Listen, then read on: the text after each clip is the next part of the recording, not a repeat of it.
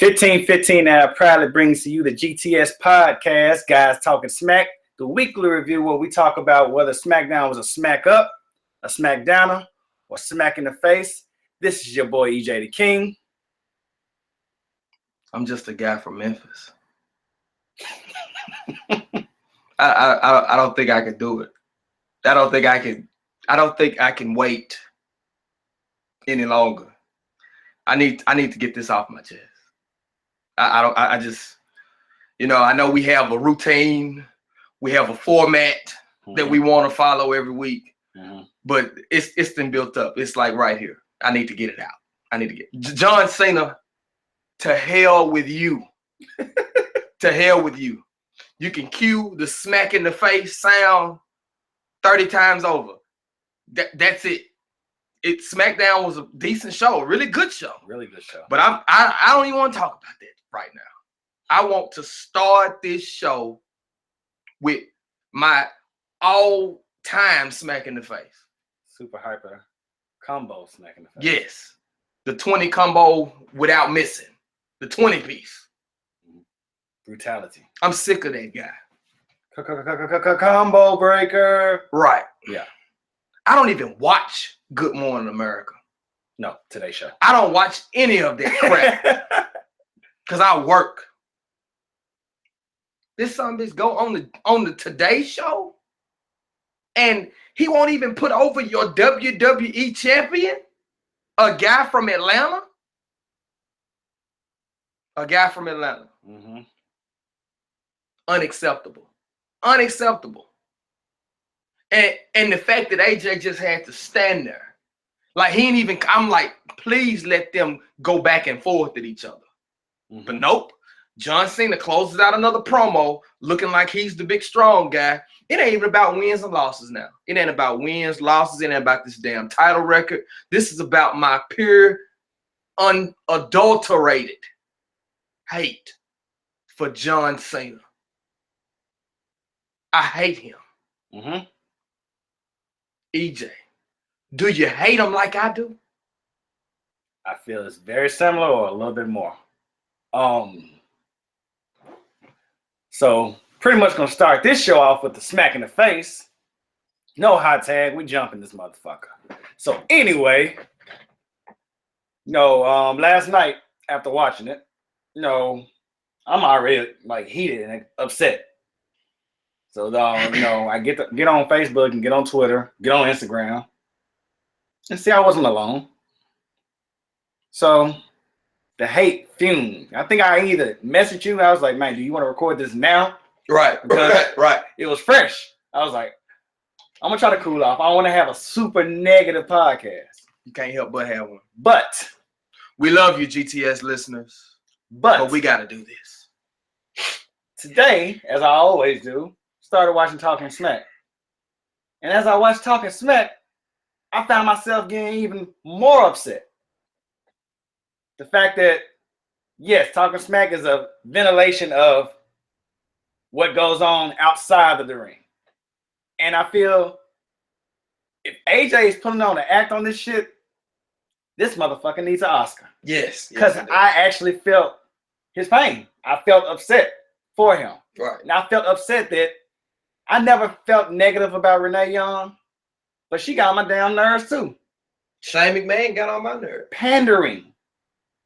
I'm wondering why Shane said AJ has a bad attitude. And these are the things that we talk about week after week. You're not respecting the champ. And AJ said it himself. I'm your WWE champion. The original title. But yet, I'm standing next to Rich Swann.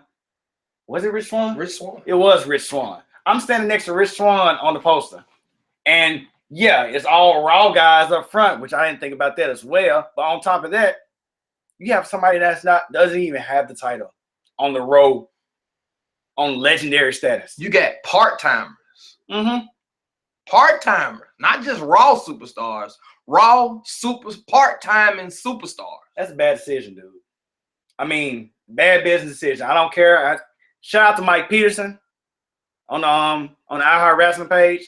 he pointed out to me that Shane, this is your show. Why the fuck you not standing up for your superstar? Why is he not in the front row? Stephanie has control of the But what did you do? Did you even argue with that? When they put that on the website, did you even try to dispute that? Did you even try to fight this situation? You had your WWE champion at the back. And not only that, the thing I thought about as well, why? I mean, I understand, like, kill me with that John Cena sells merchandise shit. Kill me with that he's been doing it for 10 years and all that bullshit. Your WWE champion, why is he not on the Today Show? John Cena just came back, and AJ pointed out everything we say week after week on GTS. How can you not sell the most merchandise?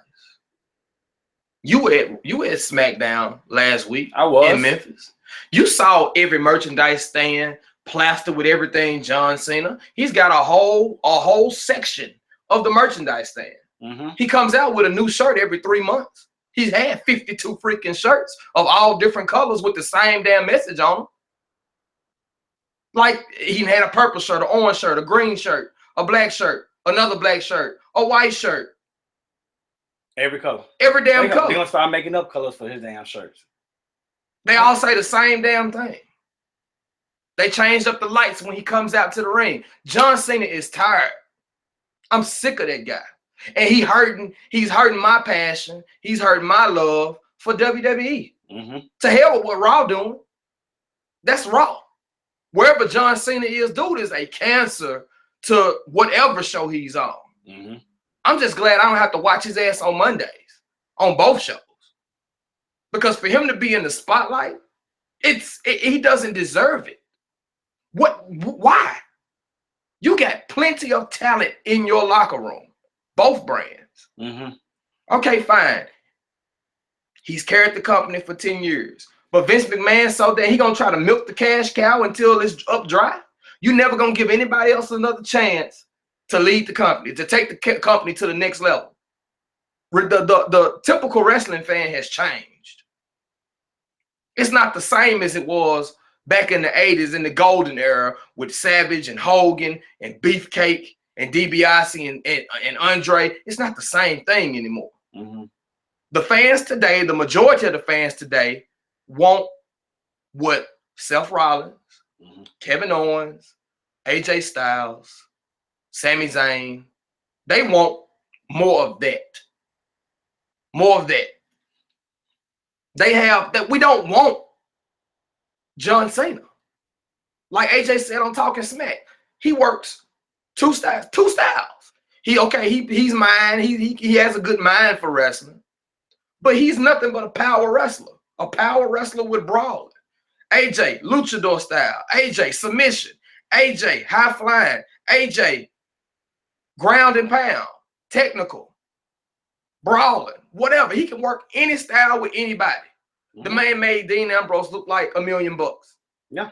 Made Roman Reigns look like $1 million. Hell, made James Ellsworth look like he was actually a wrestler. James Ellsworth look like $1 million. Mm-hmm. Got the guy to now where he's got a contract within the company. He's just not a jobber getting squashed by the big, huge monster talent anymore. And you mean to tell me that you would rather keep shoving John Cena down everybody's throat? It's selfish, dude. Like, we have sat through this shit too many damn years. Every wrestler that I like, every wrestler that you like, we've had to sit through these same tired-ass John Cena promos, these same, let's put John Cena over. Let's let him hit an attitude adjustment and stand tall at the end of our show or at the end of our segment. We've had to sit through this shit too many damn times. And it's like, there's no cut in his armor. There's no chink in his armor. We should be seeing John Cena bloody right now. But instead, he gets to fire back with his jabs. We need to see John Cena in a weak position because his time is up. We don't ever see it. We never. Everything everybody throw at him, it just bounces off of him. And just like you pointed out, like in that promo, AJ said we had to say key points. got to the point, made it clear. Everybody accepted it. Everybody knew what was going on.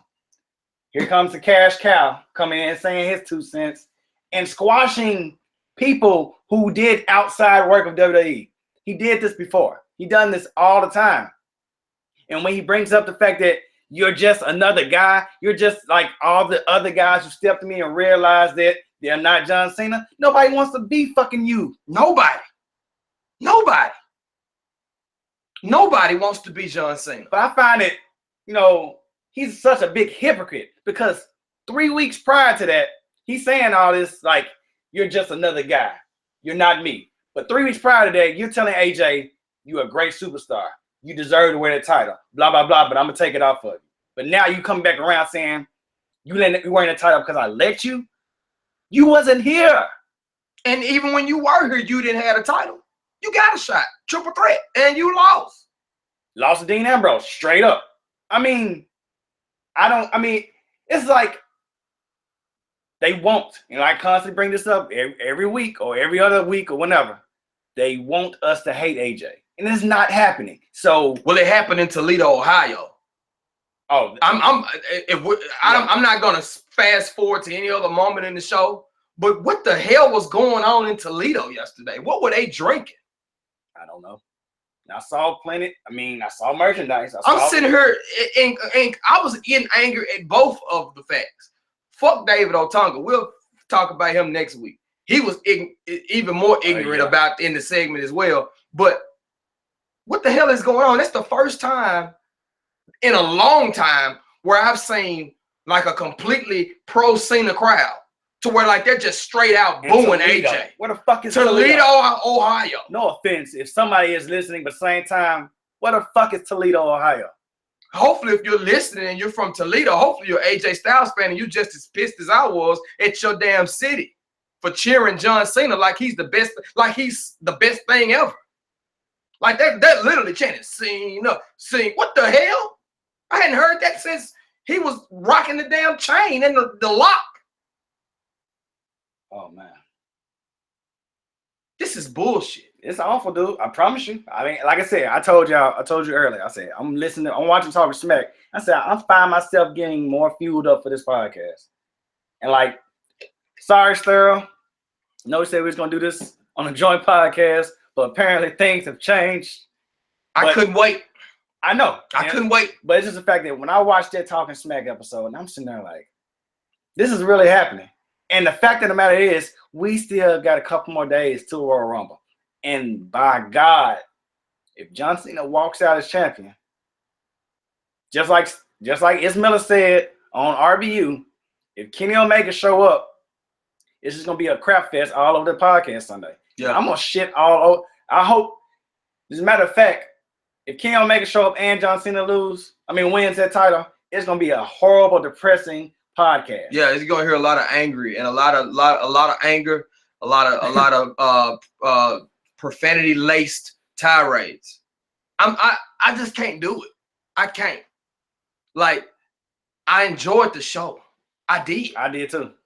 I even enjoyed what AJ said, but it's the fact that it's like he's sitting up. He's in this force field around him. This McMahon force field around him to where like nothing can get to him because he's Vince's golden boy. Right. Like, I would be so glad when either Vince McMahon retires or John Cena retires. One of them need to go. Both of them can go. Because Vince is making it. And that's what I'm saying. When he made the comment, you had that title because I let you. I'm like, how did you let him, if just like you pointed out in the triple threat that you lost? So you lost on purpose? And when you were fighting him one-on-one, you didn't let him win. It was no let nothing. It's just to completely trash. So, like, you're not bigger than the company. You're not bigger than the damn company. I don't give a damn how many t-shirts you sell, how many Fruity Pebble boxes you own. I don't care how many award shows you host, how many cameos you make in them trash-ass movies you've been in. I don't give a damn about that. I did like Sisters and Trainwreck, though. I hadn't seen neither one. But they were good. Okay. Not because his part was trash, though, I'm pretty sure. Okay. Don't you pull a swerve. He was fucking hilarious and sister though. Whatever. But he might have been. Either way. That's not why we're here. That's not why we're here. Okay, fine. He might have been funny on Saturday Night Live. I don't know. I didn't watch it. It does not make a difference. What you do outside of the ring, that's great. I'll never trash you for being charitable. I'll never trash you for being an actor because I like The Rock and I like what The Rock has done in movies. Mm-hmm.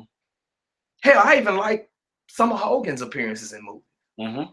I mean, I liked Rocky 3 too. Rocky 2. One of them. What's one of the damn Rockies? Thunder Lips. I liked it because it was Hogan. Three Ninjas. Mm-hmm. I liked Thunder in Paradise. The show that came on before Nitro. We're there on the beach. Okay. I watched it because Wrestler was on it. Yeah. Sergeant Slaughter on G.I. Joe. I watched it. Mm-hmm. You know, so I'm okay. You have appreciation for doing for wrestlers doing things outside of the business. I never knock him for what he does outside the business. But when you have an opportunity to lift your company, because one day, John Cena, you're not going to be able to do it. One day, nobody's going to keep you in a position to where you can continue to do it. There has been no act in professional wrestling that has held on to the spotlight that damn long. Nobody. And I'm not talking about, he had a 30-year career. Nobody had a 30-year career on top. Nobody had a 20-year career on top. Flair's career, maybe you could argue with Flair. Maybe. But he went from WWE, where he started NWA, WCW, WWE, back to WCW, back to WWE. He wasn't just in one place, oversaturating the market. He also played different roles. Exactly. He had the Horseman in WCW. He had Bobby the Brain in WWE. He had Mr. Perfect. He had other people that he was aligned with. Plus, he had different feuds. Mm-hmm. Everybody has come to WWE to give John Cena these new feuds. He hasn't gone outside of WWE to fight the Samoa Joes of the world, to fight Nakamura, to fight the Jay Lethals, to fight Cody Rhodes. He didn't go outside of the WWE. Everybody has been brought to him. Yeah. And if these guys are not people that haven't been doing it. Mm-hmm. They didn't just start yesterday. You don't come into the ring and say, kid, I'm gonna kick your ass at the Royal Rumble, rookie. You only been here 6 months. That's bullshit. Yeah, that's awful. AJ Styles been doing this shit longer than John Cena. Like I said, he's squashing the indies, and it makes no damn sense why he does that. And like you pointed out a great fact that when he walks away from this, how's that helping the company? Oh, John Cena ain't wrestling no more. Everybody else don't know what the fuck they doing. So we gonna start watching? Yeah. I bet you I don't. And this is the fact that I hate when people think of wrestling. The first person they think of is this motherfucker. Yeah. I hate that. People who don't even watch wrestling. This is what wrestling is associated with. So if they used to watch a John Cena DVD, they would think this is the best wrestler in the world. Just based off the hype. Based off of the commentary that's always up his ass. Based on all the damn merchandise. Based on the fact that every time they get a chance to show John Cena shaking hands with the troops, every time we get a chance to see him at St. Jude or going to granting a wish for Make-A-Wish, it's just being shoved down. I thought that's not why I signed up. I never saw Hulk Hogan hugging no kids. I never saw Hulk Hogan with no troops. I like Hulk Hogan growing up because Hulk Hogan was one of my favorite wrestlers. That's why I liked him. It didn't have nothing to do with all the good things he did, all the charitable things, the money he donated, the lives that he went and changed, the crowds of people that he spoke to. It had nothing to do with that. Hulk Hogan was my favorite because I love Hulk Hogan. I thought it was cool. Dude, big. He pulled his shirt apart. I cut up plenty of t-shirts. Yeah. Mama's pretty pissed off. Good shirts. Good shirts. I messed up a mini basketball jerseys trying to pull the strap down like Jerry Lawler. Mm-hmm. Ripped the mini straps on the damn basketball jersey in the tank top, just pulling straps down. Yeah, that's what I did. Strutting like Flair around the house, woo, and everywhere I go, because those are the people that I gravitated to. But for some reason, Vince McMahon doesn't want the fans of today to choose who we like. He wants to, in the backstage, pull all these strings like a puppet master to try to force us. We talked about Roman Reigns last week. It's pretty much the same damn thing with John Cena. This is on steroids. It's even worse though. Yeah. So you will not turn this man heel? You're not going to turn him heel as in a way to spite us. Not only that, it's just the fact that he doesn't need to be seen right now. No. It's insulting to our show to make it feel like it's all about him. And here's the problem. He takes that all the time. And here's the problem. Like, you look at your roster. You look at your roster from top of SmackDown, top of Raw, all the way down. Then you look at NXT, top of NXT, all the way down NXT. Mm-hmm. You look at everybody that they've signed in the last 12 months to NXT or the main roster, whichever the two. How do you think you're going to have enough space? You look at the UK guys. You look at all that. How do you think you're going to be able to spread everybody out, have everybody on an equal playing field when you got somebody like John Cena hogging the spotlight? John Cena is what's hurting the brand. John Cena should be able to move to the side. Guys like Pete Dunne, Tyler Bate, Trent Seven, they should be able to walk right in and have major matches with your Seth Rollins, your Sami Zayns. They should instantly be top tier talent because they're top tier talent. Nakamura should be able to move right into the main roster at whatever time he does. Samoa Joe right into the main roster. Bobby Roode right into the main roster. And when I say main roster, not going on weeks and weeks of beating jobbers, not beating Mojo one week, beating Curtis Axel the next week, beating Bo Dallas the next week. No, those guys need to be shot straight to the moon. Straight to the main title. Straight to the main title. Why? Because they are seasoned veterans and they deserve that. You hired them, use them right. Right. Otherwise, don't hire another indie guy if you're going to let this other son of a bitch trash every indie guy that you ever signed and every indie guy that you will sign. And just like he pointed out, I wasn't built for the indies. I was built for WWE and moments like this. What? With an indie guy. You were built for a moment with an indie guy. You wouldn't have anybody to wrestle if it wasn't for indie guys. And he did, like I said, the whole roster is made up of indie guys. I mean, like I said, it's a new era. Accept it and move the fuck on. He shits on the new era. Show some fucking respect. It's not 15 years ago. I mean, even if it's scripted, even if that's what he's supposed to say, you got enough damn pull to say, nah, I don't think this is cool. Ain't nobody writing John Cena material. I mean, I'm just saying, the fact is that they told him to go out there, trash AJ, like he got enough power to say, nah, dude, been in this game for a long time. You know what this feels like? This feels like Vince McMahon is still butthurt about the whole CM Punk thing. And he's basically using John Cena to get back at every damn body because of the fact that we supported CM Punk. It's like his feelings are hurt because CM Punk called it like it was, the same way that AJ is, and Daniel Bryan called it like it was, and he's using John Cena to basically say, because I made John Cena. I didn't make AJ Styles. I didn't make Daniel Bryan. I didn't make Bobby Roode. I didn't make Nakamura. He don't believe in anybody that he didn't make. Right. That's the reason why he needs to get the hell on somewhere. Because at least Triple H has sense enough to understand that the business has changed. At least he has enough know-how, enough good sense to go out and say, damn, Roderick Strong killing it in RH. Damn, Tyler Bates killing it over in Revolution Pro. He's killing it over in Progress. Pete Dunne is a bad motherfucker. Let me go and get them. Let me find a way to put them in the spotlight. Maybe I can't put them up against The Undertaker. I can't put them up against Big Show. Maybe I can't put them up against people that's been here, but I can put them in a light against each other to where they can still be draws. Right. They can still be draws for the wrestling fans. Once they move in. Yeah. Triple H has a business mindset. That's how the business should be moving. We shouldn't be stuck. You also should think that if we didn't make that ruckus noise that we did when they came to Memphis or all over the world, we wouldn't get them. WrestleMania main event would have been Randy Orton versus Batista. Right. Which is also, I feel, like I said, Triple H gave Daniel Bryan the rub at WrestleMania to put him in the main event. Like I said, these are things that you should be doing. Nobody wanted to see no offense, Batista go against Randy Orton. Right. How was that? I still flustered to this day. How was that smart booking? And then you come back, turn it back around, and no offense to my boy, I love The Undertaker to death. I'm not excited for a main event for the WWE title between Undertaker and John Cena.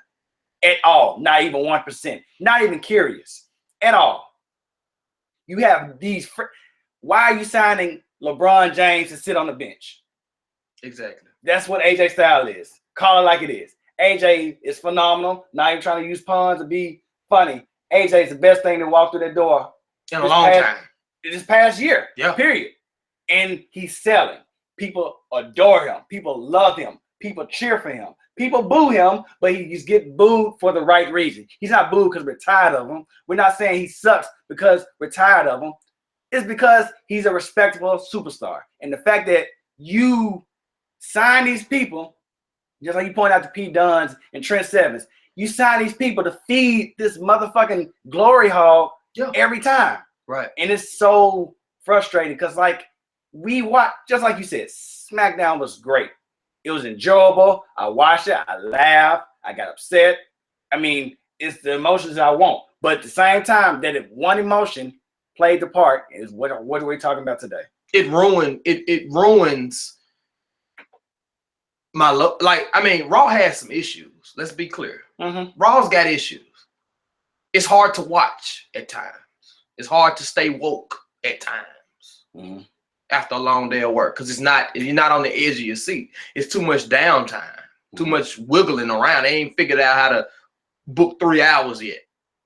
But the biggest problem with Raw is not that you got one person dominating the whole scene. Yeah, we're tired of Roman Reigns, but it's nowhere to the level of like John Cena. Like Roman needs to take a step back. He can still be a part of things. Yeah. He just doesn't need to be in the main part of things. Right. Or he doesn't need to be holding the title that other people could hold when he's not even defending it. You know what I'm saying? Right. He can be in a storyline. He can be having good matches with people on a regular basis, and that's cool. He just doesn't need to be in the main spotlight. Hopefully they figure that out between now and Sunday. But nevertheless, John Cena, like I said, I mean, you've signed, like, it's like they're top heavy now with indie guys. And you still making stars in the process.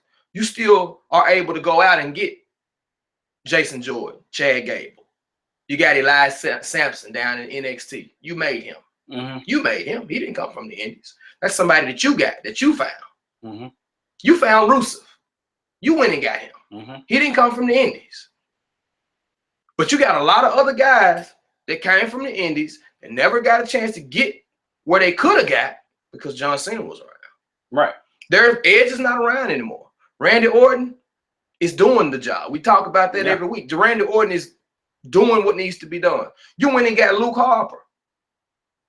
You went and got Bobby Roode, Nakamura, Roderick Strong. What you got CN? You went and got Orny Lorcan. That's a stupid ass name, but dude can go. Yeah. Because he was going on the indies. Right. Your whole NXT, with the exception of Elias Sampson and the Revival and the Authors of Pain, is made up of indie guys. Tommaso Ciampa, indie guy. Johnny Gargano. All your champions are indie guys. Nakamura, an indie guy. AJ Styles, Kevin Owens, an indie guy. Ciampa, Gargano, indie guys. Yeah, you can even kind of throw in Dean Ambrose. Dean Ambrose is an indie guy. Yeah. You made The Miz. But the thing about it is that you got all these guys that you didn't necessarily make. You might have gave them a new name when they got to you. You might have gave them some character direction. But essentially, these are the same guys that were killing it on the indies. You tried to change the Finn Balor. You tried to change it to try to make it fresh, to make it like you created something new. But essentially, these are the exact same guys that we've supported over the years on the indies. The same guys that I was showing you YouTube clips about, Sami Zayn, El Generico, Kevin Steen, Tyler Black, Prince Devitt, Pac. Same guys that we were watching videos on, like, oh shit, that shit was cool. Right. They'll never do that shit in WWE. And now here they are in WWE doing some of the same things. And it's like, oh snap. I watch TNA as an alternative because I like the wrestling. I could appreciate the wrestling. They didn't always have the best characters, the best storylines, but the wrestling I could dig.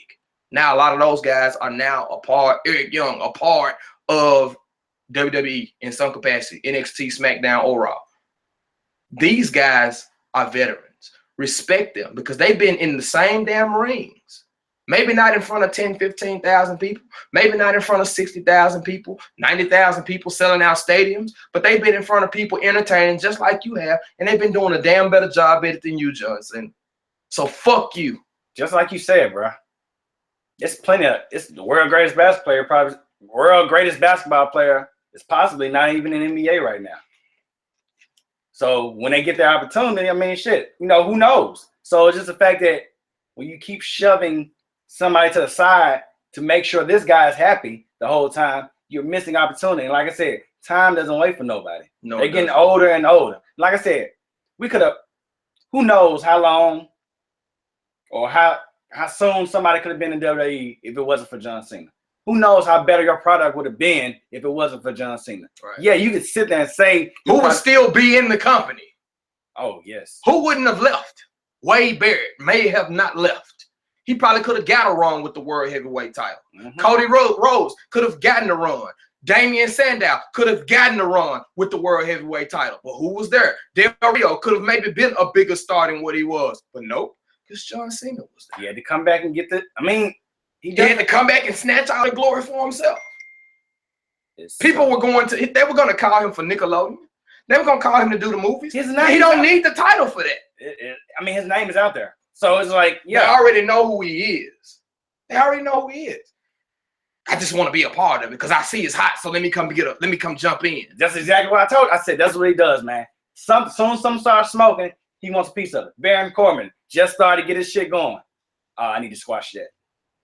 That's exactly what happened. Not saying that Baron Corbin, yeah, he's in a Royal Rumble, but hell, this guy was in a phenomenal title match. And then the next week you have him job.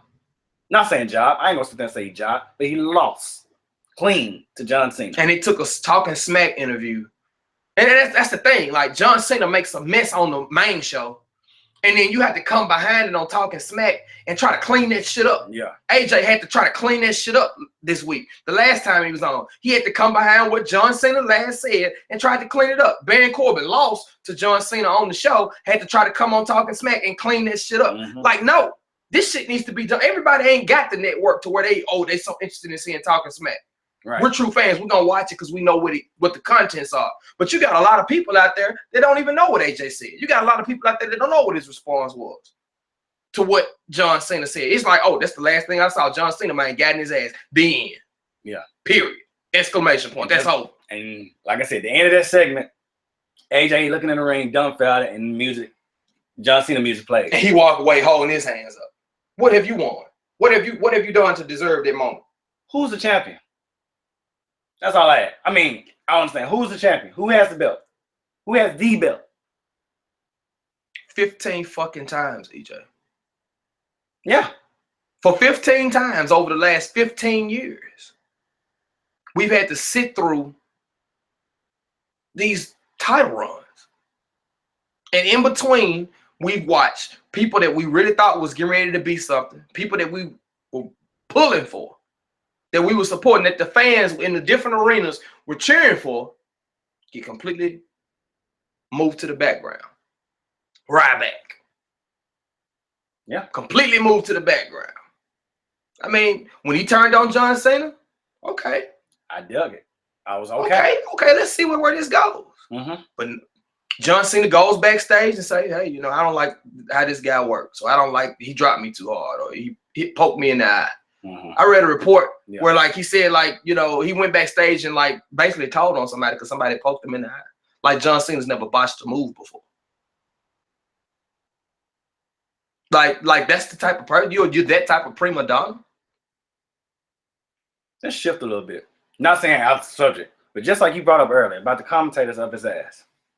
I watched last weekend. I had the luxury of not being interrupted by my wife. I love you. She going out doing her own thing. So I said, let me go on this network. I always do this. When the Royal Rumble comes up, I watch old Royal Rumbles. Mm-hmm. So I'm watching, 2008, 2000, I think 2008, Undertaker's, when Undertaker won. Anyway, I listened to the commentary. You had Jerry Lawler and you had Jim Ross. Jerry Lawler was never really biased, as far as a superstar. Neither was Jim Ross, of course. Right. But like they never catered to one superstar during a match. They always shared the similarities, shared their talents, shared their, things they was upset about, but they never kissed so much ass on one superstar. Right. Even when JBL was also on there, they never just stuck on one person like Otunga is on John Cena, and he's on every face. But anyway, it just bothers me that yes, Vince McMahon is in their ear saying, "I need you to kiss that ass a little bit more, Otunga." People hear what you're saying about John Cena, but kiss a little more. And I find that very, Morrow's a great commentator, but it's just why do we continue to do this praising of one superstar, good versus bad? I think you brought that up last time, a while ago. You said last week. No, I mean not just last week, but you brought this up a couple weeks ago. You said we don't need 3, we need 2, and we don't need the good and the bad. And I said I disagree with you. I said we do need the good and bad. But I take that back. I'm so sorry, my brother. We don't need that. Because like I said last week as I watched it, I'm like, this is good commentary. And they're not praising one superstar and the other person not praising one superstar. They're talking about the match. They're not talking about outside things he does. They're not talking about Make-A-Wishes. They're not talking about his new shirts or none of this other bullshit. This fan over here that, you've been a fan, they wanted to see John Cena and they, he shook his hand and took a picture. They're not talking about none of that bullshit. They're talking about the wrestling. We never heard that growing up. Stone Cold probably did plenty of the same things. He's the biggest star of the 90s and part of the 2000s. I mean, surely Stone Cold did charitable work. Surely he went to school. Surely he met with kids. Surely he let kids come backstage and hang with Stone Cold. Surely The Rock did those things. But when it was Monday night, Thursday night, Friday night, whatever night Smackdown was on, when it was Sunday night pay-per-view, it was about whatever issue Stone Cold was having with whoever he was going against, whoever The Rock was going against, it was the issue about them. Whoever Undertaker was going against, it was the issue with them, Triple H. It was about that, and that's all that mattered. Nothing else mattered. Nothing else. The reality shows didn't matter. The damn hosting these award shows didn't matter. They may announce it. Oh yeah, The Rock's gonna be on Saturday Night Live. Oh, they gonna preview The Rock's movie doing Raw. Okay, that's fine. The Rock's gonna be on the cover of the next Smackdown game. Okay, that's cool. He's on Muscle and Fitness. Okay, cool. And then we move the hell on because we got to get back to what really matters, which is the wrestling. I don't tune in every week for these little product placements, for these little bullshit opportunities that they going out and getting. You can put that shit in the commercial. You can put that on as soon as you come back from commercial. Oh yeah, by the way, Sasha Banks, she's on the cover of Muscle and Fitness this month. Okay, cool. Oh, Tori Wilson's in Playboy this month. Okay, cool. That's great. Okay, yeah, that's good. But we ain't got to soak up 15 minutes and you ain't got to talk about it while matches are going on. Respect the wrestling. Respect the wrestling. Right. And that's what they don't do. Perfect example. NXT last week. It was the funniest shit ever. It was small. It was so small that a lot of people probably missed it. But it was so good though. I'm like, they don't know how good this guy is. Corey Graves. Oh yeah. Bobby Roode's coming to the ring and he's like, Corey Graves is like, I'm so excited I can't talk. He was like, say something, Phillips. And then Tom Phillips like, yeah, Bobby Roode's coming to her. He's like, shut up, Phillips. That's enough. And then he goes back to glorifying Bobby Roode. Yeah. It was the most, if you didn't see it, go and just check out that segment of Bobby Roode and Nakamura for the contract signing. Corey Graves on commentary is so refreshing. It's so refreshing. It is. He could commentate every WWE show. He don't need no days off. Darren Young, no days off. Corey Graves. He needs to commentate every show. He's that good.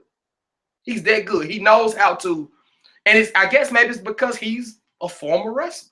Yeah. And he's really taken to the job, kind of like King did. When King transitioned out of the ring and started doing more commentary, he became all in on commentary. And Corey Graves has gone all in on commentary. I mean, doing I think, like I said, I know we shifting subjects, but even when they had the little ESPN thing about Corey Graves, the situation, they said that Triple H said we're gonna put you on a short contract as commentary and test you out. Of course, that was 3 years ago. Right. Look at him now.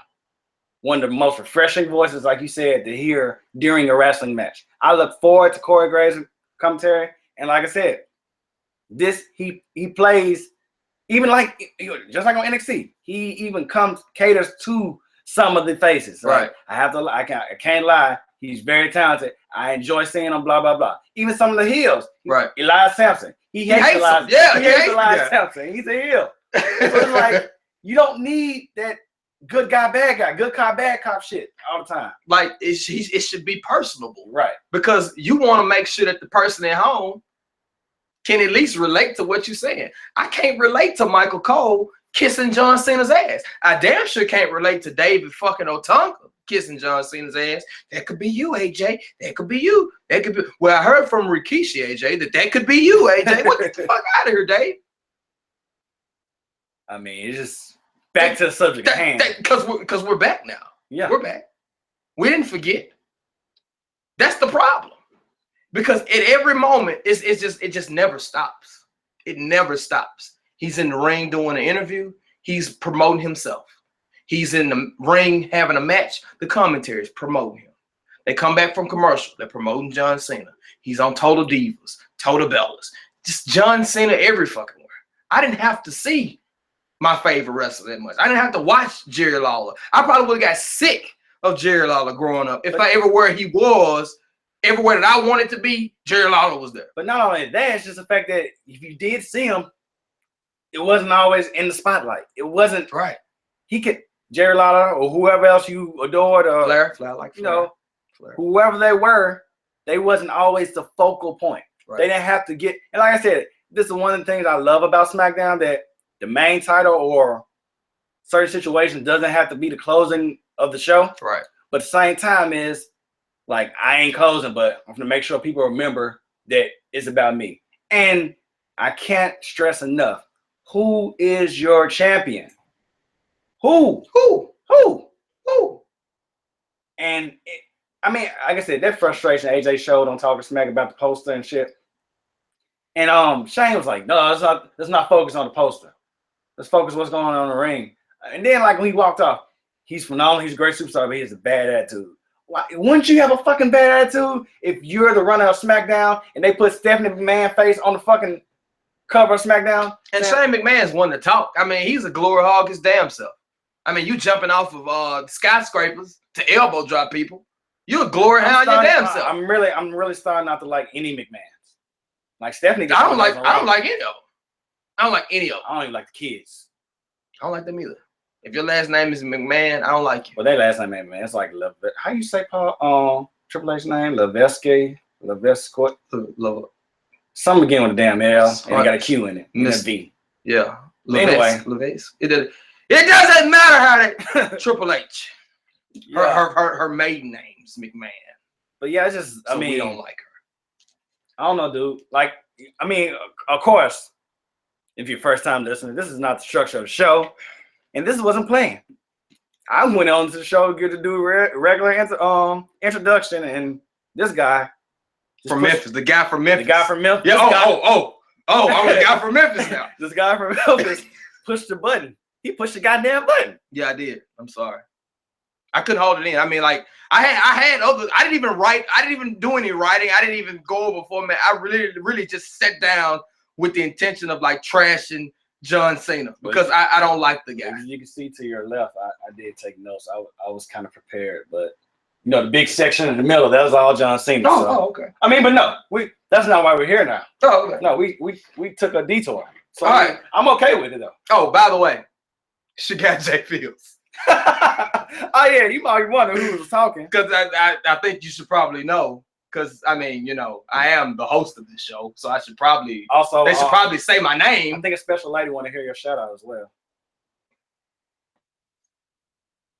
This is true. Yeah, she probably, she's probably waiting. She's listening, but she's waiting. Yes.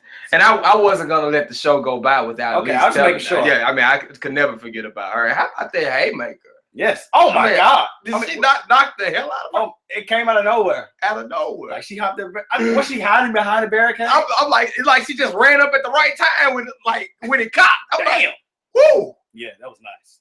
I love everything about that segment. the fact that they letting women throw punches, like that's amazing. That wasn't even a cue punch. No, she clocked her. That was stiff. Cold cocked her.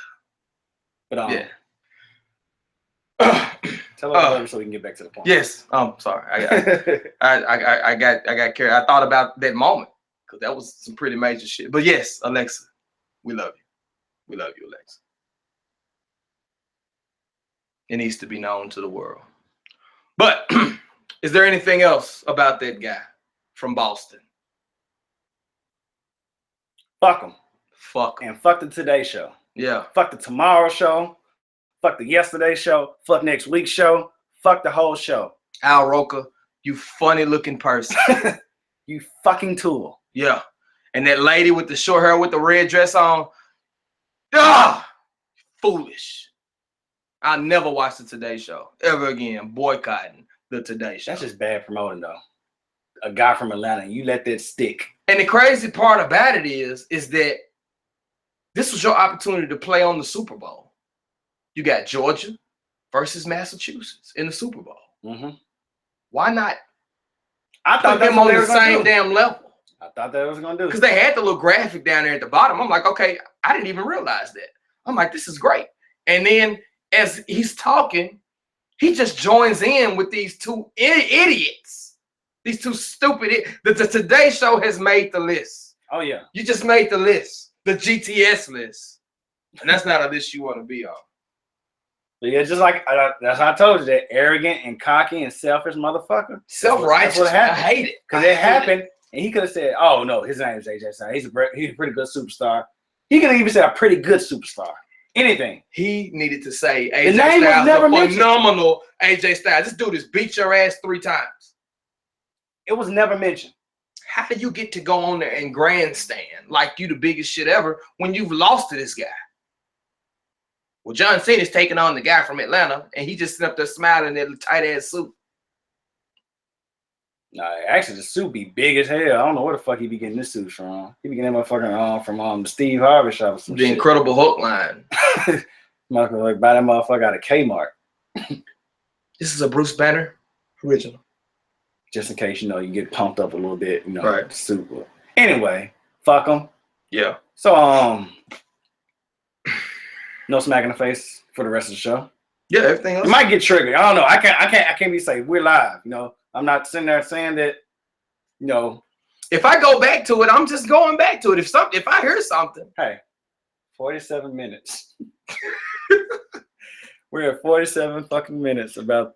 And at least it happened because we had been telling you that it was building up week after week. He was the smack in the face for 3 weeks, 4 weeks straight. Mm-hmm. I just couldn't wait to get to that. So we just dedicated this time to letting people know, fuck them, that's why.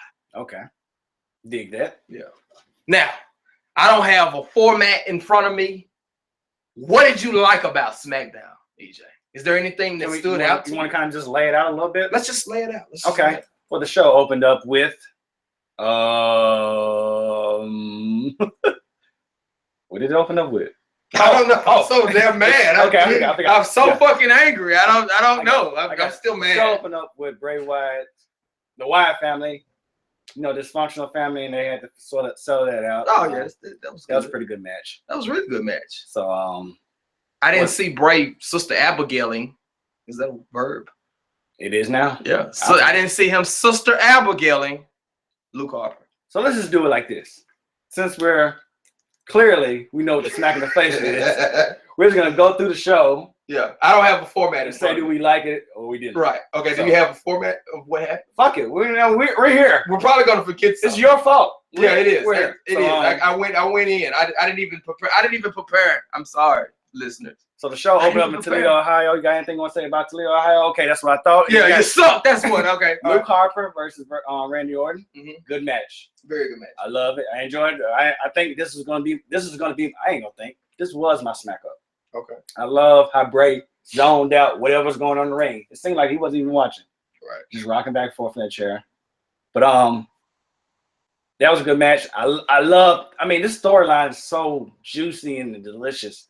Yeah, I love it. It's what's gonna happen next week. Is Luke out? Is he in? You know. I mean, yeah, you never know. Right. Randy does a little smirk, you know, little daddy, like Twan say, he, daddy put them hands on you, you know, pointing and laughing. But I mean, that RKO. Yeah, RKO was out of nowhere. Yeah, he sold it too. He sold it very well. No fork, no knife, no spoon. Yeah.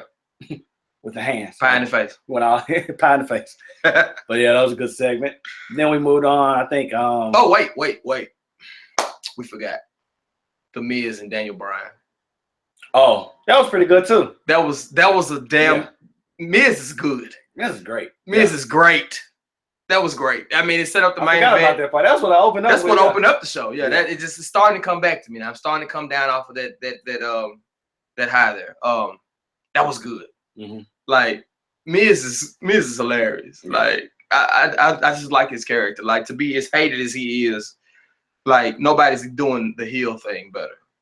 Nobody's doing heel work better than the Miz right now. And they set up a lumberjack match for our main event tonight for the IC title once again. Yeah. So that's what we'll be looking forward to at the end. Then we got Mickie James cutting a promo. Yeah. And a damn good promo. Glad to have her back. She made some good points talking about, you know, hey, I've been gone this long, but I always want to be back here. But like the women revolution, acting like this is something brand new. Like I was doing the women revolution way before this shit, you know. And the only person that acknowledged that it was Alexa. Right. So that's why she extended her hand out to Alexa and helped her out. Right. So, I mean, I like where this is going because, like I said, we pointed this out. Like I said, we down there write the damn show. I know they listen to the podcast. I don't try to be slick with the shit. We're going to be on the payroll before it's all said and done. I can feel it. But, yeah, we wrote up there. I said, you have Alexa. I mean, you have Becky and Mickie involved in feuds. So that takes a focal point off Alexa defending the title against Mickie. Against Becky again. Now you insert Naomi. She came out there. I was a little disappointed that she wasn't going to wrestle, but it is what it is. I got rewarded. It was scrumptious and delicious. The fact that Alexa came out there and said, "Who are you?" Yeah, and blew her off like that was like burn. So I think it's going to be a slow build. Yeah, like I said, it's going to probably start spinning at Royal Rumble. You know, this is going to start because they got the three-way match or whatever. But six woman. Yeah, six-way. Yeah, I'm sorry, it's three-way. But Naomi did good on the mic. Yes, she did. She even threw it. Like I was scared about the Feel the Glow thing, but it fit. It worked. Right. No, because usually like when she cut the Feel the Glow thing, it's kind of corny, but like this time it worked. I was scared about the jab that she took too. You know, about I'm gonna rip that blonde hair out and make you look like Mr. Clean. Yeah, it actually kind of worked. It was okay. Yeah, it didn't. Ha damn! It wasn't. Yeah, you know, the more opportunities she get on the mic, the more she'll be able to, you know, pacing, timing. You know, it's certain things. You know, when you're speaking to a crowd. You know, every day I have to speak to a crowd. You know, I speak to people. You know, so it's about timing and pacing and rhythm. And you know, some of her promo was missing rhythm because she hadn't been doing it a lot. You know, she didn't get a lot of mic time as a Funkadactyl. She got none actually. Right. Know? She didn't. You know, but that booty got time though. Oh yeah. Pause for the booty. But yeah, we should get more time. As you know, as this few bills, it'll make her strong. We know she can go in the ring. So at least we know that the in-ring action is going to be clear. It's going to be good. It's going to be crisp. But her working with Alexa, I think is going to only bring it out because we know Alexa is like a horrible person. Yeah. Like she's just a horrible, horrible woman to the rest of the I hope they go there. Division. I hope they like, go on push right that on limit. line. Push that, right on the toe line. that line. Yeah, I hope they actually go there. So moving on, we had the Tag Team Battle Royal featuring Mojo Rawley. That's how I looked at it. And Kurt Hawkins. Oh yeah, he Face was the facts. Man. I mean, that's how I looked at it. I was like, everybody in here is a tag team except Kurt Hawkins and Mojo Rawley. Everybody in here is a jobber. Except Mojo Rawley. Facts. Face the facts. That was a facts to face. Yeah. But I got upset as soon as it started because Vaudevillains, both of them went out at the same time. And I'm tired of the Vaudevillains getting made of a joke. These guys were so over in NXT. Yeah. So over. Heels and faces. They haven't got a chance. And I had a slight window when they first debuted. And they never got a chance after that. I understand they had a little backstage situation. That shit was last year, months ago. But it wasn't even both of them. I know. But I'm saying they're like, they don't have a chance. Every time in the ring, they're a joke. And I hate this gimmick can work, but they're not trying to push it and take it seriously. They had a nice little run with the New Day. They had a nice little run with Enzo and Cass when they was on Raw. But yet, now, hey, y'all go out there and get thrown on the ropes, come back to the backstage, take a shower. Y'all done. That sucks. Don't get me started on Ascension. I mean, like I said, don't get me started on the whole match. Mojo Riley won, he in the Royal Rumble. Woo, whatever. Yeah, whatever. Moving on? Moving on. We got, what did we get after that? Oh, we had that little backstage segment from earlier in the day with Nikki Bella. No, I thought you were talking about the other one. I like that one. We'll get to that in a minute. Let's go with Nikki Bella walking into the arena. And Dasha tries to ask her about Nikki Bella being on the truck and everything like that. Her and John being next to each other on the truck, which clearly that's just some more Vince McMahon crap. And Natalya shows up, and then, of course, they try to brawl. Like, she tries to swing on Natalya, but Natalya ducks it and throws her into the bus. And, like, she's laying there holding her head. Like, Nikki Bella sells horribly. Sound like a damn boyfriend. That's probably where she gets it from. It was bad. It was bad. And, like, this backstage brawl, like, what are they going to do with this? Like, can we get to, like, too many times. I mean, like, every week they're going to brawl backstage. Are we going to get, like, going to give us a no disqualification match? They try to bring it up on Talking Smack. They're like, we need to try to focus this rivalry in the ring because it hasn't been happening like that. I'm like, nobody still cares inside or outside. Right. It's like, we said this last week, like, if the roles were reversed, if Natalya was being the one that was being picked on, maybe I would invest more because Natalya's just too baby-facey. Yeah. She's baby-facey. I think Isabella brought it up on RBU today. I mean, she's not a good heel or face. She's a good wrestler. She's a great wrestler. She's not a great character. No, she's not. So, I mean. But that's their fault. Because they had opportunities to do some things. She was good with Beth Phoenix. Oh, she was great. I love that was some really good stuff. Pin Up Strong. I love that. Yes, they were good. But Beth, come back. Help your girl. But yeah. Also, that transpired into the match Natty's supposed to have with Trini. I said, damn, I got it wrong. I gave both of their own real names. Natalya had with Naomi, but of course, Nikki and Naomi. I mean, Nikki and Natalya fall backstage. It's a lot of ends and Ickies and Becky's and Mickey's and anyway. But yeah, moving on to that shit that you said you enjoyed. It was funny. That shit wasn't funny. Here's the thing. All right. What he's referring to is referring to the James Ellsworth Carmella segment where Carmella took James Ellsworth shopping. Here's why I dug it. Because I'm watching Carmella's star power. Like, she's got something. She's got something. Just go back and watch it. Go back and watch it, EJ. And only watch it and focus on Carmella. To hell with Ellsworth. Listen. To hell with the dude they had in the Milano store. Look at Carmella and how she's and the type of character that she's portraying. I think they got something with that. But listen, like, I see what you see in Carmella. I understand that. But it's the fact that you pre-recorded this shit. Why is it still this bad? Why are they stumbling over words? You pre-recorded it. You could say, nah, that was a good one. Let's do it over. I didn't like it. Carmella was good. I didn't like it. I didn't enjoy it. I only focused on her. She really shined in there. For what it was, I think she nailed it. But I had to focus on her. Like I said, I agree with you. I saw what you see in her, but I didn't like it. Well, all right, let me okay. Don't sell me. I'm not going to sell you. Here's why. I'm just going to give a little background. The Talking Smack segment that they had. Carmella and James Ellsworth, where she first started calling him Jimmy and all this stuff like that. Like, okay, that was funny. Like her facial, like this time, like last night, like her facial expressions, like the way that she was like on her phone, the way that she was just disinterested and like nothing that he did was ever right until she put him in something that she picked out. Like how she just blowing him off and like, just like her interaction in the whole segment.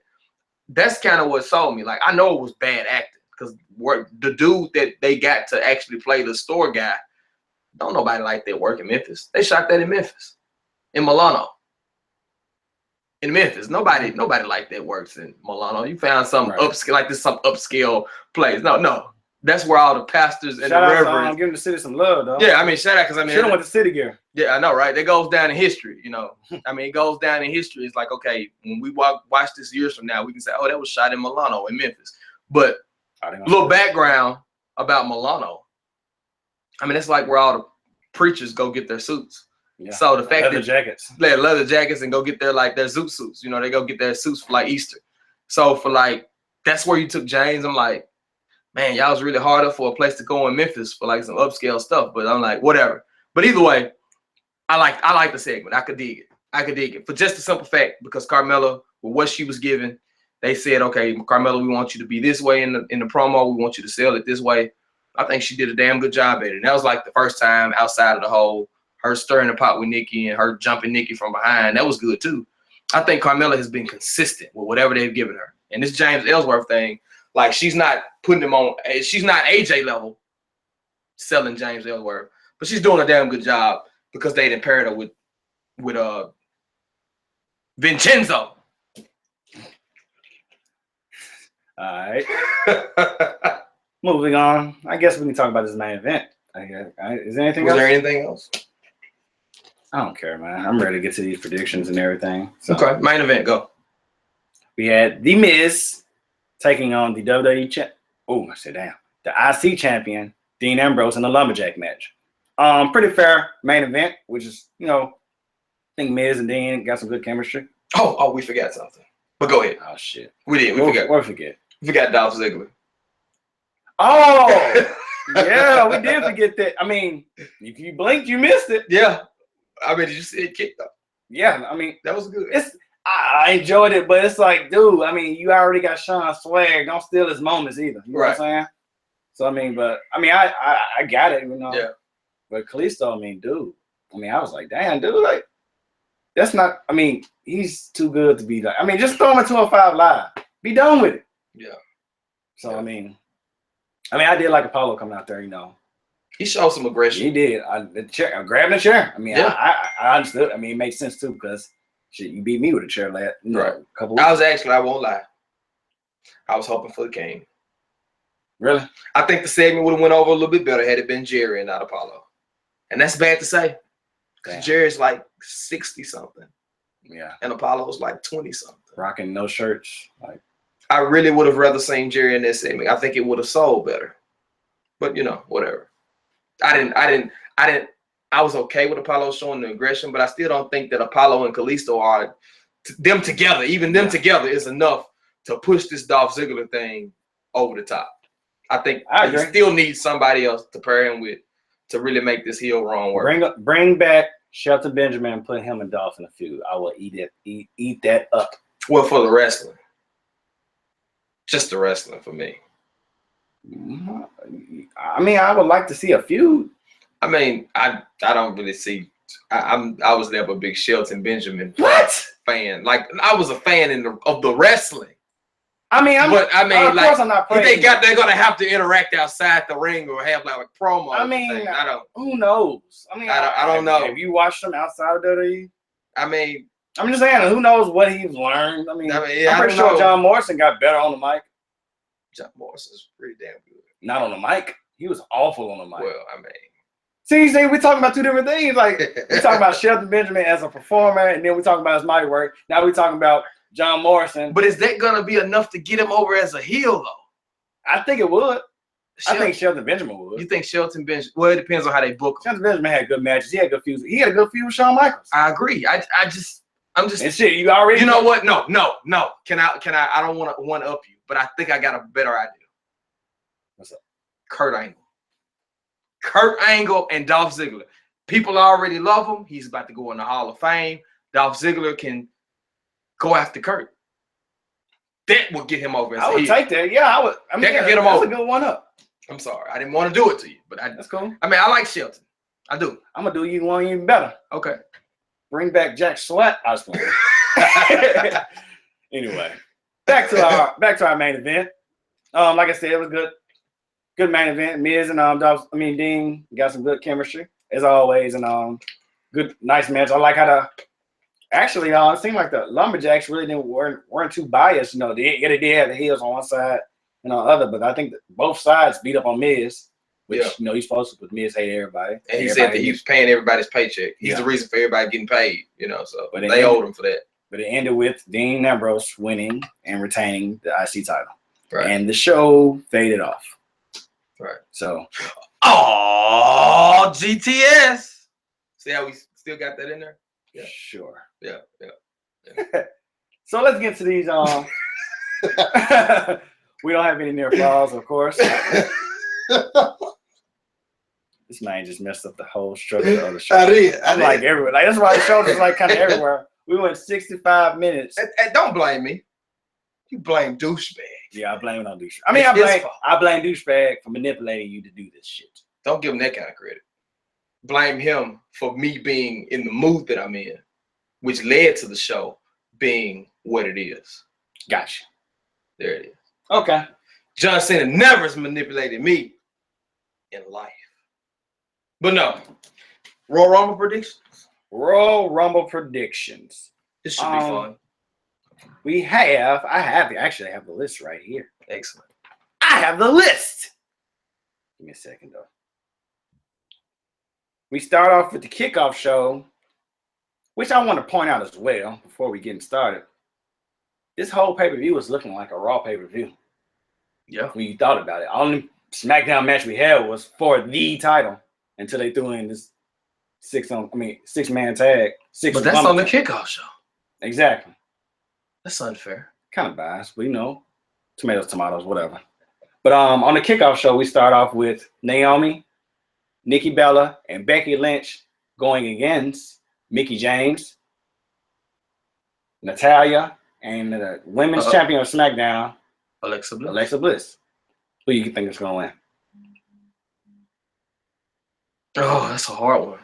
I'm going with the faces. I'm going with Nikki, Naomi, and Becky. Yeah, I agree. I think I'll go with that too. I mean, like I said, this depends. Like, I think they're going to, like I said, get the wheel spinning with this feud for the SmackDown title.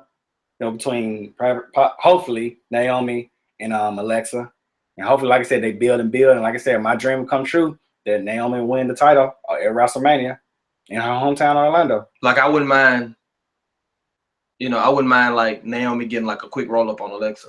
What if they do? I take that back. What if they do an elimination chamber for the women?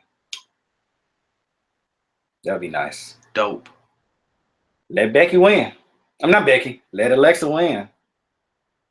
But Naomi doesn't. Like I said, they can still keep.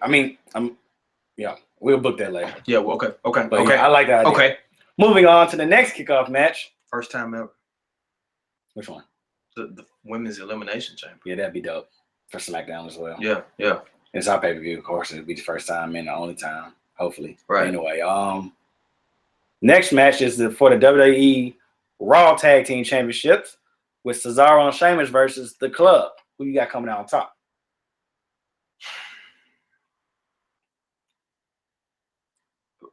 On the inside, personally, I want the Club to win because they've been there too long. They're too damn good. I didn't even include them in that whole Indies thing. Yeah. They've been there for too damn long to not be champions by now. And, like, if this means that Cesaro and Sheamus can go back and forth with them for the belts, like they're the main two tag teams, they're going to battle back and forth with them, cool. Mm-hmm. But if you get it don't have to be 8 months. It don't have to be 3 months. It can be a month. They got to put those titles on the Club, at least for a short period of time, at least one time, to make them, okay, to let people know how good they're, because they're good. Yeah, they're great. Yeah. They're good. They're solid. I think I'm going to go with the Club on this one. I think it's that time. I mean, especially how they won 2 weeks ago at Raw. Yeah. I mean, I think, people kind of got the gist, and you actually, they got a small pop. Even though Vince was probably trying to turn it down a little bit. It was actually pretty huge. Okay, well, it was a pretty huge pop. I mean, the crowd went kind of nuts for that. Where were they? They was in I don't remember. Little Rock. Little Rock. Yeah. They were. That was right before our show. Yeah. In Memphis. You're right. So I mean, but yeah, I mean, I think I'm gonna go with them. I love Cesaro and Sheamus as a tag team. I definitely love that fire-ass entrance they got. That's dope. That shit is great. I love it every time I get chills. I'm like, this shit is dope. But it's not that it's eyes of the group, but them titles gotta go on the club, man. And I mean, they can trade them back and forth a couple times. You know what I mean? Cesaro and Sheamus can get them back. The club can get them back and maybe go on to have a longer run. Or some other tag team can rise up and then they can be the main challengers. But they can't be billed as one of the most dominant tag teams in Japan and then come to WWE and not be champions. I agree. That's stupid. That's like bringing Nakamura over, but he can't beat anybody. Just imagine. This made my stomach hurt. Exactly. So he needs, like, bringing AJ over, and he can't beat anybody. He needs to be the champion. They need to be the champion. They were just as big of a signing as Nakamura and AJ. When they went and took those talents from New Japan, damn it, they snatched Gallows and Anderson too. So give them their damn run with the belts. They earned it. All right. Next, we have another kickoff match. It's 3? Yes. We have Sasha Banks versus Naomi. I said damn. Versus Nia Jax. They made that a kickoff match? Yep. I think it's kind of an insult to call these matches kickoff matches. Because normally, like, for kickoff matches, we get, like, Jack Swagger versus, like, Mark Henry. Yeah. They got to step it up, though. That's what we got for the kickoff match last year for the Royal Rumble. Did we? Yeah. Jack Swagger and Mark Henry for a spot in the Royal Rumble. God. What were we doing? How did I remember we was eating. How did I even remember that? You was upstairs like a dancer. I know. Where was I? That's how bad it was, though. I mean, when normally you equate kickoff matches to being like, oh my God, I don't want to fucking see this. Like, I mean, but these matches deserve to be on like. Well, I take that back. I would actually, I like the style of kickoff matches now. Like, it extends the pay-per-view. Like, as long as it's a good match, I'm cool with it. But don't call it a kickoff match, though. But that's what I hate that they call it. It says kickoff match. It does. It does. Who do you got? Let's go Nia. I mean, Sasha, she had seesawed the belt for so long. She has some spotlight. We need to build Nia up super strong. And Sasha can get a rematch, get it back. Sasha's hurt. I mean, it's not gonna hurt her character, hurt her if she loses. I honestly don't think she's gonna get it back ever. Nia's her win on Nia. Like Nia's going to dominate her. I mean, if they didn't rush it like they did in Survivor Series when they pinned Nia. Of course, Nia was on our team, but you know how it took about 3 people to do their finisher on Nia. If they do something in that caliber, of course not. I hope she doesn't make Nia tap out, but she can possibly get the win. But no, she's not. Shit, I mean, that may be a while away, but I mean, I think right now, if they got any damn sense, they're gonna let Nia run roughshod. So Sasha's so small. Nia. Okay. Starting with the show, we have the Cruiserweight Cruiserweight Championship match between Rich Swann and Neville. Who you got? I'm going with Neville. Yeah, it's his time. I agree. I mean, nobody's been more vicious. This is a sleeper, though. This match. I mean, oh yeah, it's gonna be good. I mean, like I said, I told you last week. I mean, I'm watching that build for like the promo package. I'm like, this shit is good. It's delicious. So I mean, I'm looking forward to that match. Me too. Like I'm, like Rich Swann. I mean, like I'm a fan. Yeah. I mean, you know. So I mean, and Neville. I like this heel Neville. Like of course I watched the UK tournament. I saw that match where he had with You did see that shit was great. Yes. I'm proud of you. Yeah, I love how he came out there. Said what he had to say. Like I said, I was wondering, like I didn't want to ruin, but I was wondering how was he in the UK tournament, but he wasn't in the UK tournament. But I see how it happened, and I love how they did that. That was great. Yeah. But so what? Neville. New champ. Okay, moving on. We have the Women's Raw Championship, Bayley versus Charlotte. What you got? This is a hard one. Is it? Yeah. It's a hard one because at some point they're going to have to break this streak. WrestleMania. It's going to happen in WrestleMania. You think she's going to lose at WrestleMania? Which also makes me feel that Charlotte's going to hold that title until WrestleMania. Charlotte's got to win this. I mean, Charlotte's gonna win this match. I mean, she dropped it to at WrestleMania. I don't know. I'm fast forwarding, but who did she lose to? Also, like I said, I have the courtesy of listening to RBU. They had a good plan. They think it's going to be a 4-way for Raw title at WrestleMania between Sasha, Bayley, Charlotte, and Nia Jax, which I dig. Who walks away? Bayley or Nia? I think it's a Bayley moment at WrestleMania. Okay. So, but we're going. Oh, you going with Bayley? You said I think Bayley's gonna win. Okay. First disagreement, I think. Yeah. All right. Next match we have for the Universal title: Roman Reigns versus Kevin Owens, with Chris Jericho suspended in a shark tank cage, whatever you want to fuck. Shark cage. Who you got? Scary. Dun dun dun dun. Dun dun dun dun dun dun. Dun dun dun dun dun dun. Dun dun. This shit's scary, dude. It is. It's getting scary and scary towards the end. I mean, this card. I'm like, yeah, it is. It's getting out of hand.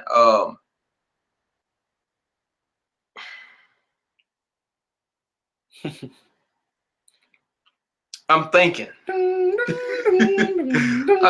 that oh my God. I'm thinking Roman Reigns gonna win. That's my prediction. Is it what I want? No.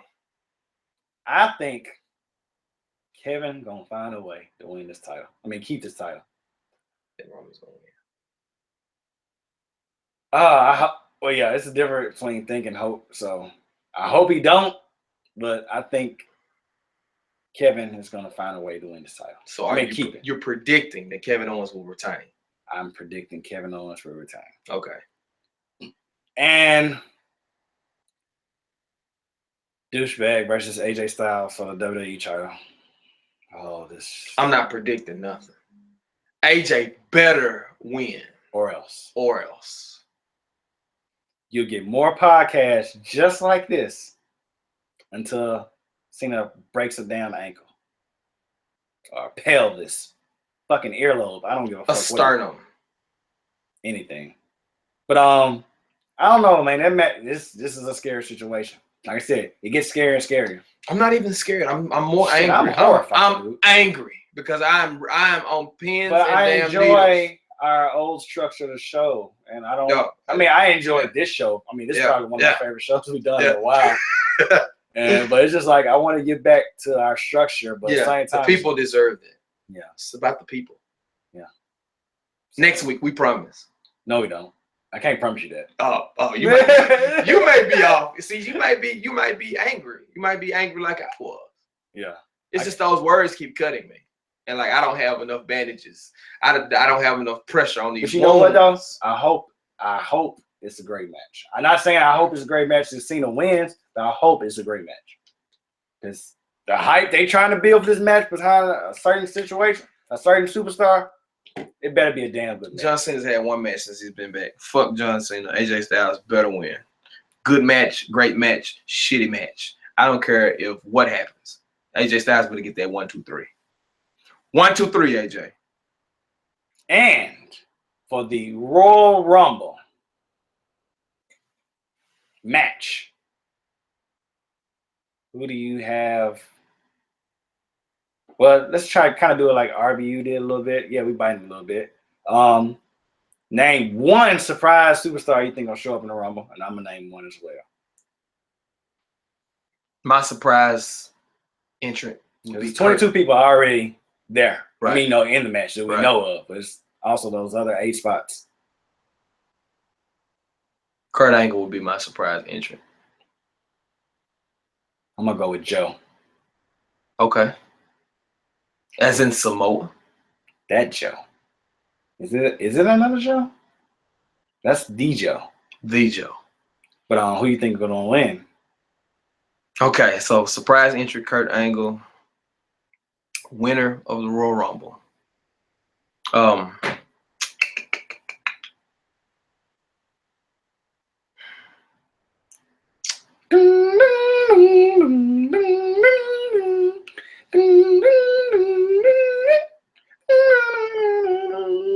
All right, I'm ready. I'm going. This is gonna be out there. I'm going with Bray Wyatt. Oh, my brother. Bray Wyatt. Hot tag. Hot tag. we got one. We got good one. Okay. Hot tag. Hey, I'm going with my gut on this one too, man. I think this will be a huge. This is Bray year, man. He got to. And then he doesn't have to be in the elimination chamber. He can just sit out and wait till WrestleMania. Let Randy. Oh my God! Did I just say? Oh, you know what I meant? Let Randy. But no.